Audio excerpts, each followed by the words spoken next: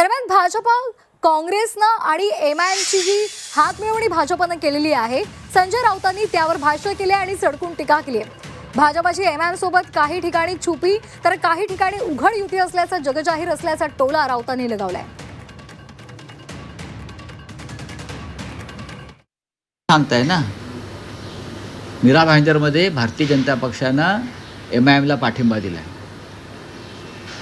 पुढे मीरा भाईंदरमध्ये म्हणजे फडणवीस ओबीसी भाई भाई आणि आम्हाला ज्ञान देतात.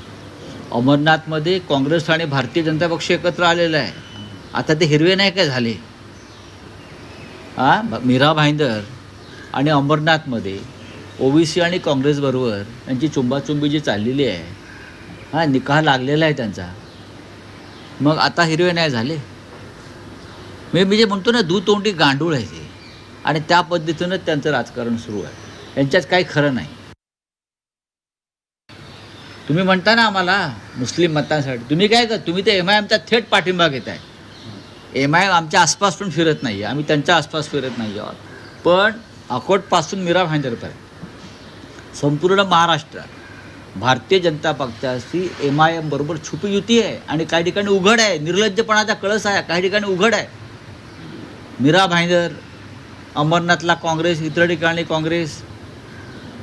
हे गंमत आहे मोठी. भारतीय जनता पक्षाच्या दुतोंडीपणाची गंमत आहे.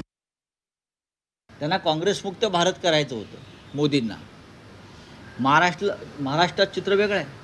एक तर अर्धी काँग्रेस त्याने भाजपात सामील करून घेतलेली आहे आणि उरलेल्या ठिकाणी ते युती करतायत त्यांच्याबरोबर सरळ एमआयएम बरोबर.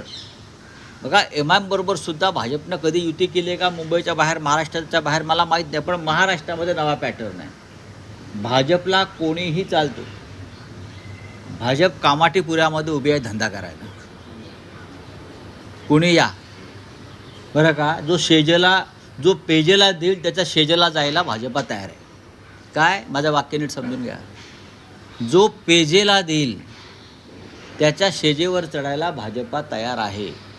आता सध्या दोघेजण शेजेवर चढलेले आहेत, एमआयएम आणि अमरनाथला काँग्रेस. हा माझा डायलॉग नाही, हा जयवंत दळवींनी त्यांच्या नाटकात गुंतता हृदय हे मध्ये दिलं एक सुंदर वाक्य. जो पेजेला देईल त्याच्या शेजेवर. भारतीय जनता पक्ष सध्या महाराष्ट्रात त्याच भूमीत